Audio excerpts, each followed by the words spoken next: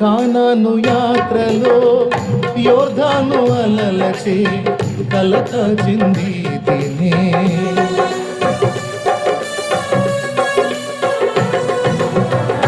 కానాను యాత్రలో యోర్దాను అలలచే కలత చెందితినే.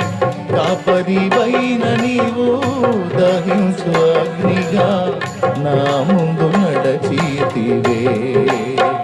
కాపరివైన నీవు దహించు అగ్నిగా నా ముందు నడచితివే.